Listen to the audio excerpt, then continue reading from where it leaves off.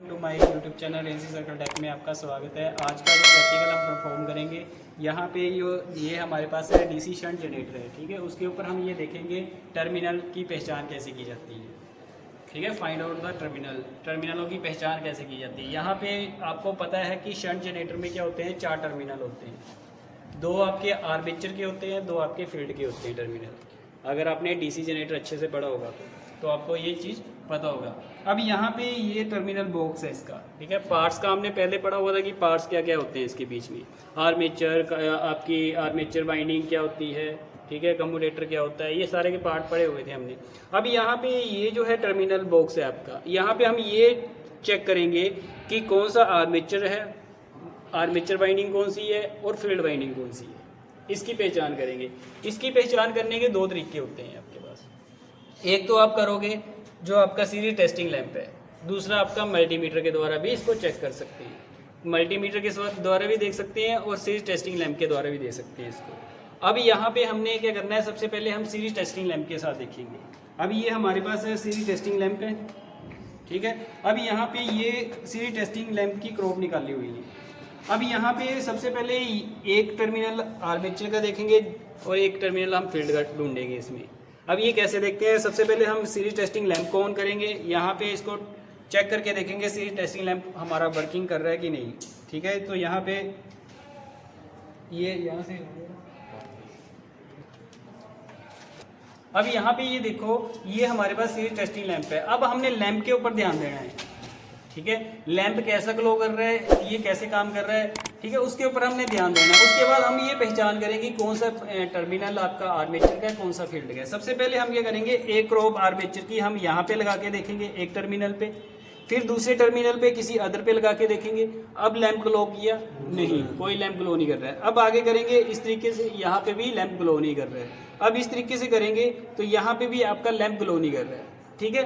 तो यहाँ पे ये देखो, पहले फिर से लैंप देखो, लैंप ग्लो कर रहा है, ये काम नहीं कर रहा है। अब यहाँ पे देखो, यहाँ पे हमने लगा के देखा, लैंप ग्लो नहीं कर रहा है, ठीक है। अब यहाँ पे इस तरीके से यहाँ पे लगा के देखा, लैंप ग्लो नहीं कर रहा है। अब यहाँ पे लगा के देखा तो लैंप ग्लो नहीं कर रहा है। अब इसी तरीके से हम सेकंड टर्मिनल इस तरीके से पकड़ेंगे, ठीक है। अब यहाँ पे लगा के देखेंगे, अब यहाँ पे लगा के देखा, लैंप ग्लो नहीं कर रहा है।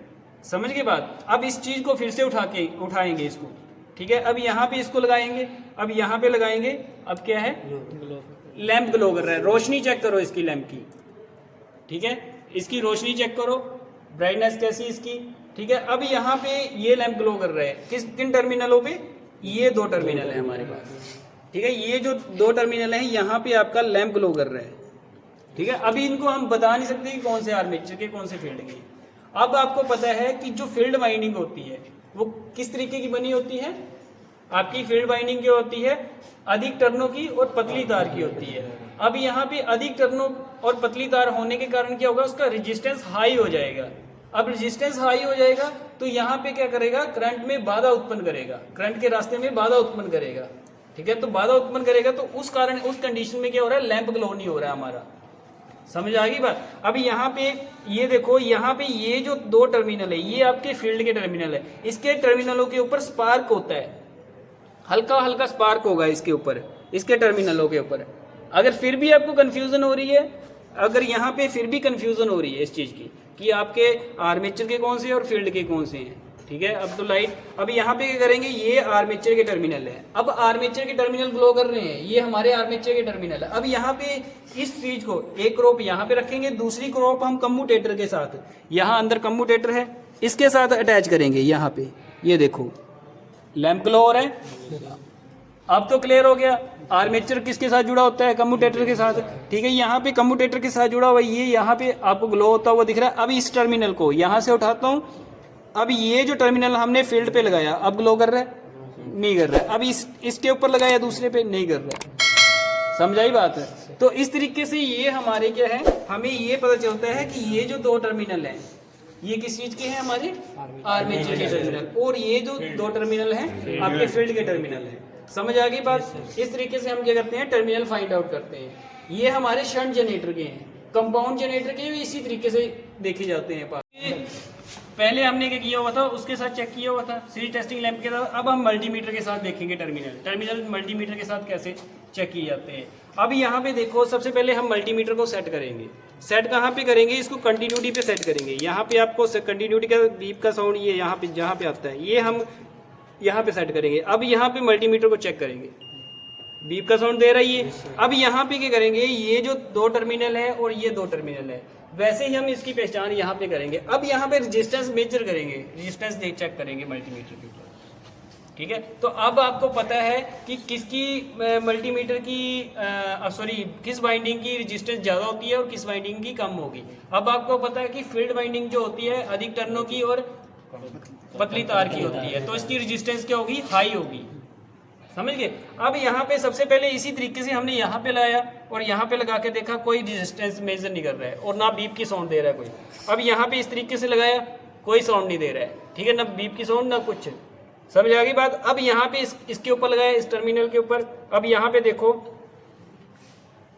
रीडिंग दे रही है कुछ, ये यहाँ देखो, ठीक है, कितनी रीडिंग दे रहा है? 345 के आसपास है, ठीक है, 345 के आसपास दे रहा है रीडिंग।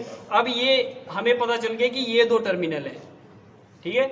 अब ये जो 2 टर्मिनल बचे हुए हैं, ठीक है, यहाँ पे लगा के देखेंगे, इस जगह पे लगा के देखेंगे तो यहाँ पे देखो रीडिंग अब साउंड दे रहा है, साथ में कितनी रीडिंग दे रहा है? ये 8 रीडिंग दे रहा है, मतलब कि इसका रेजिस्टेंस क्या है? आर्मेचर का कम है। अब यहाँ पे ये जो 2 टर्मिनल है आर्मेचर वाइंडिंग है और ये जो 2 टर्मिनल है फील्ड वाइंडिंग है। अब यहाँ पे एक तरीका और, उसी तरीके से हम जैसे सीरीज टेस्टिंग लैंप पे हमने चेक किया था, उसी तरीके से हम मल्टीमीटर में भी चेक इसमें भी कर सकते हैं चेक। एक क्रोप को यहाँ पे लगाएंगे, ठीक है, दूसरी क्रोप को हम यहाँ पे लगा के देखते हैं। यहाँ पे देखो दे रहा है फिर भी साउंड, समझ आ रही बात है?